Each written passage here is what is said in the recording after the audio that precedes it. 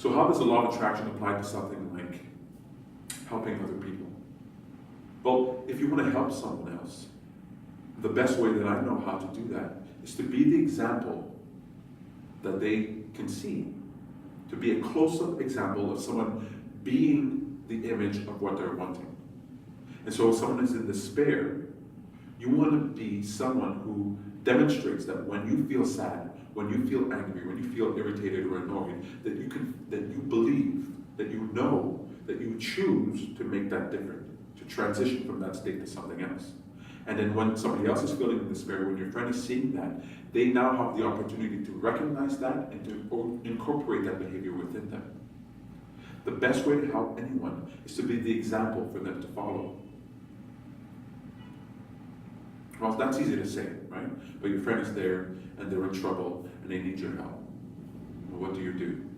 Well, most of us, we just commiserate with them. We get down in the mud with them. Just picture this. Picture that you're on a farm and you're standing by a fence. You're on one side of the fence and your friend is on the other side of the fence. Now your friend is actually in mud. They're in a big puddle of mud and they're on their hands and knees and they're rolling around in it. They're wallowing in it. They're telling you, look how terrible this mud is. This mud is horrible. This is a horrible situation. Look how terrible it is. Can't you see how terrible this is? Can't you see this mud, how terrible it is? And you stand on the other side of the fence on dry ground and you say, yes, I can clearly see that. And they say, no, you really don't understand. Come over and see what this is like. Come over and let me talk to you. Let me explain to you how bad this mud is. And most of us, we lift our leg over, we climb over that fence and we get down right in the mud with them. And we say, oh yes, this mud really is terrible. This mud really is terrible. And from that position, we try and guide them out of it. But we're both messy at this point.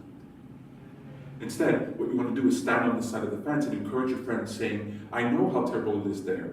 I might not have direct experience because I'm not wallowing around in it, but I've been in mud before. I know what it's like. Come this way. Come this way. Look how wonderful life is here. Look how clean life is here. Look how decent I look. Look how clean my clothes are. Come here.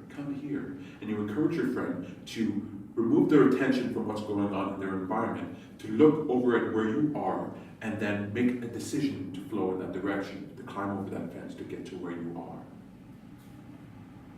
The best way to help your friends, the best way to help anyone, is to be the firm example of what you want to be. You want to reflect back to them the best of who they are by your attitude, by your behavior. And when your friends see that, maybe not right away, but over a period of time, they will now have a greater ability to choose. I have friends who never call me to complain because they know if you're calling Peter to complain, it won't be fun. He doesn't get into the mud with you. He doesn't wallow around. He tells you come this way. And so this brings me to my other point. You really only want to help people who are asking for your help.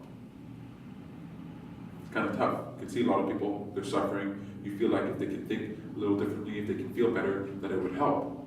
But it doesn't help. There's nothing more annoying than someone who's happy getting in your face when you're sad, telling you you can feel better. Find a way to feel more positive. You just want to tell them, can you get lost? You want to wait until your friends say, how are you so happy? Why are you so strong? How were you able to deal with this? What's so special about you? What is it that you believe? What is it that you think? I hope that makes sense.